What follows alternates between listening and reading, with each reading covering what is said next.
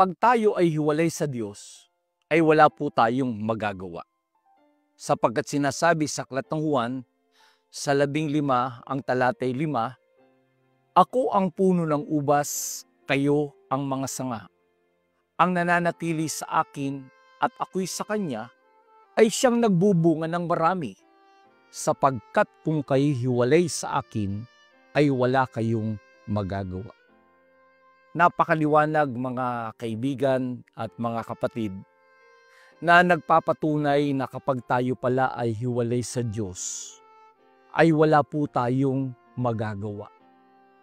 Kaya gaya ng halimbawang ibinigay niya na hindi pwedeng mabuhay ang sanga kapag siya'y hiwalay sa puno.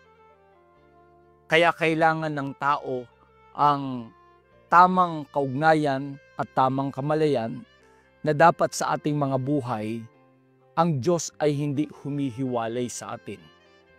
Sapagkat wala po tayong magagawa pag hindi tayo sasamahan ng ating Panginoon. Gaya ng mga nararanasan natin ngayon sa ating paligid.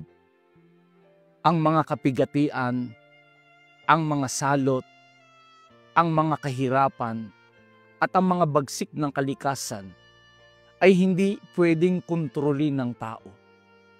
Tanging Diyos lang ang pwedeng makialam kung paano ang isang tao ay pwedeng mailigtas dito sa mga nangyayari sa ating panahon.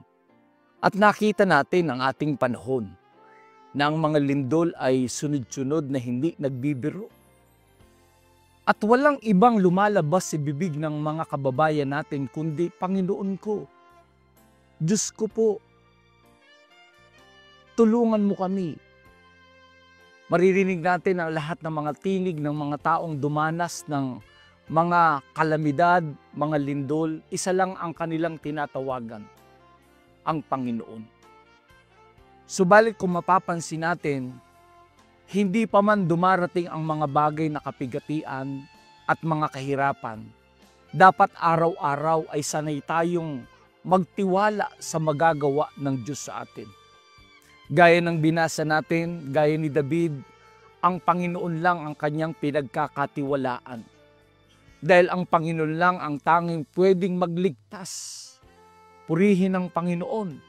Ano ang paraang ibinibigay ng Diyos sa tao? Para ang tao'y magtamo ng kaligtasan sa panahon ng trahedya, sa panahon ng mga disaster. Ano ang kailangan dapat gawin natin? Ang sabi ng kasulatan, tumawag tayo